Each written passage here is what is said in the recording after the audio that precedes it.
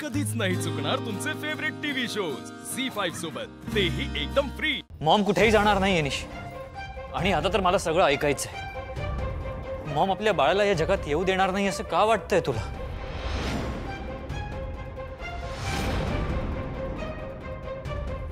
निशी, असं गप्प राहून काहीच मिळणार नाही। मी ऐकल्याशिवाय इकडनं जाणार नाहीये।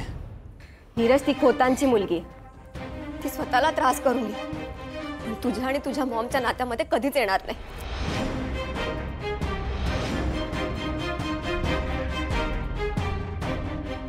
But I think it's high time now. तुला आज सगळं कळायलाच हवं नीरज। ओवी, काय कळायला हवं? आमच्या घरात काय घडलं हे तुला काय माहित? तू होतीस का तिकडे? मेघना आंटी, तुम्ही तुला बोलायची काय? ओवीवर धावून जायचं काही काम नाही। हा,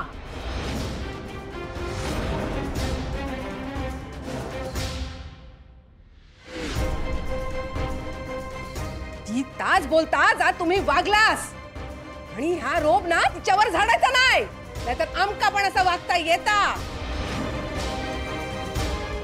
कळला ना? तुमका काय वाटला आम्ही गप बसू?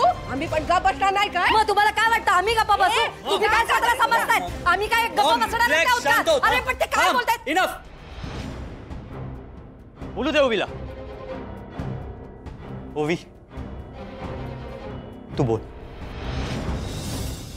नीरज, जेव्हा निशी इथे आली तेव्हा तिची अवस्था तू बघायला हवी होतीस। रात्र रात्र झोपायची नाही ती, आणि जर चुकून झोपलीच ह्यांच्या भीतीने, तिच्या बाळाला कोणीतरी काहीतरी करेल या भीतीने धचकून उठायची।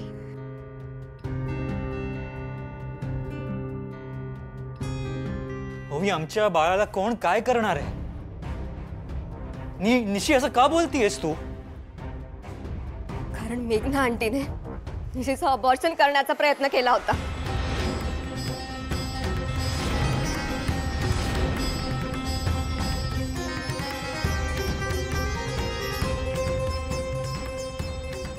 हो, इतर बाळाचं नशीब चांगलं होतं, म्हणून त्या डॉक्टरला त्यांची चूक कळली, आणि त्यांनी निशीला स्वतः दिलेली टॅबलेट घेण्यापासून थांबवलं। बटिया, मेघना आंटींचा हा डाव फसला, म्हणून त्यांनी निशीला धमकी दिली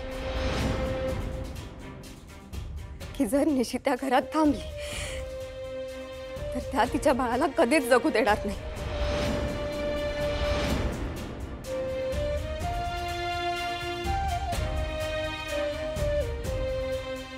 ओवी, तू काय बोलतेस? तुला तुझं तरी कळतंय का? आणि ह्या निशीचं डोकं फिरलंय, ती बिथरलीये। मुळात ती आधीपासूनच अशी होती, वेड्यासारखी, अनाडी। चार चौघात तिला कसं वागायचं हे सुद्धा समजत नाही।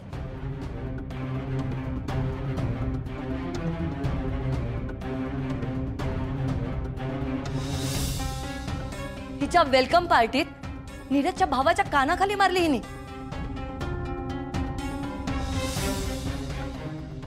विचार नीरजला, अगं ती नीरजशी सतत भांडण करत होती, हे सुद्धा विचार त्याला।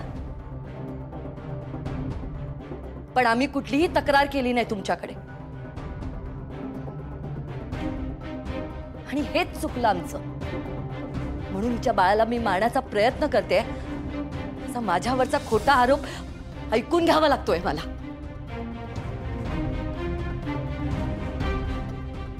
निशी, खूप चांगले पांग फेडलेस हा। तुझ्या दादांचे असे संस्कार असतील असं वाटलं नव्हतं मला। हो मेघनाबाई, तोंड सांभाळून बोला काय? आमची निशी कधीच खोटं बोलत नाही, आमचा विश्वास आहे त्याच्यावर। तुम्हाला जर तुमच्या मुलीवर एवढा विश्वास वाटतोय ना, आत्ताच्या आत्ता तिला कुठल्या तरी चांगल्या सायकेट्रिस्टला दाखवा। ही भ्रमिष्ट आहे असं जर त्याने नाही सांगितलं ना, तर नाव लावणार नाही मेघना सचदेव।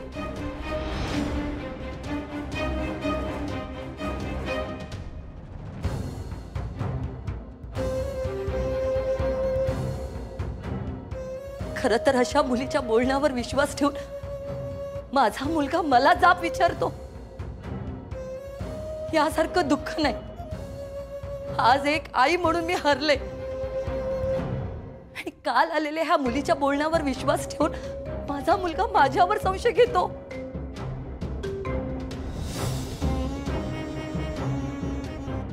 कुणाच्या बोलण्याच्या जोरावर विश्वास ठेवलास तू? या निशीच्या?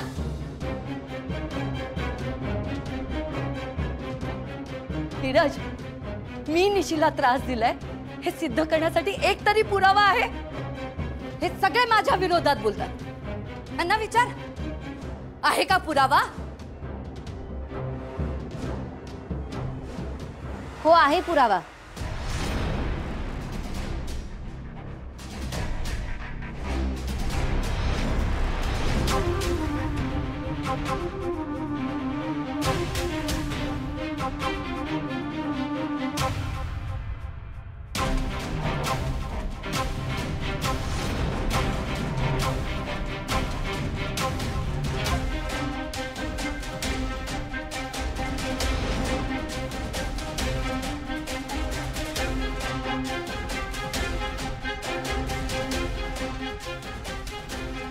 हो, मी आहे पुरावा.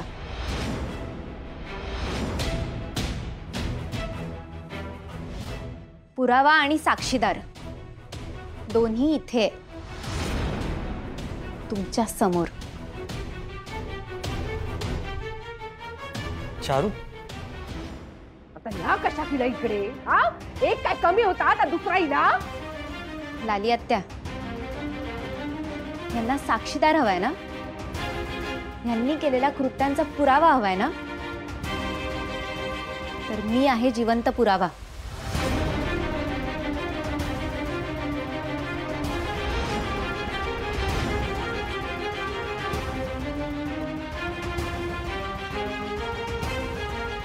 हो, तू काय या घरातून हकलला होता? विसरलास काय?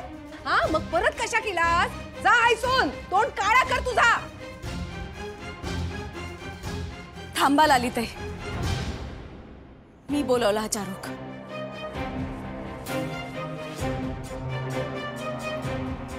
उमाताई? हो मंजू. का उमाताई? आता हिच्या येण्याने काय होणार आहे?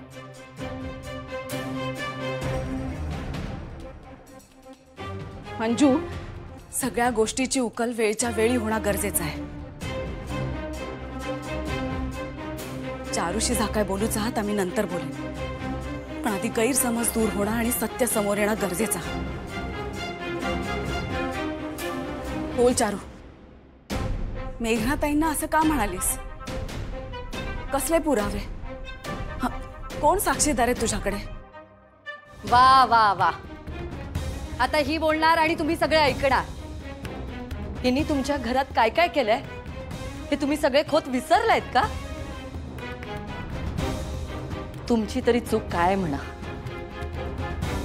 इथे माझ्याच मुलाने मलाच आरोपीच्या पिंजऱ्यात उभं करायचं ठरवलंय.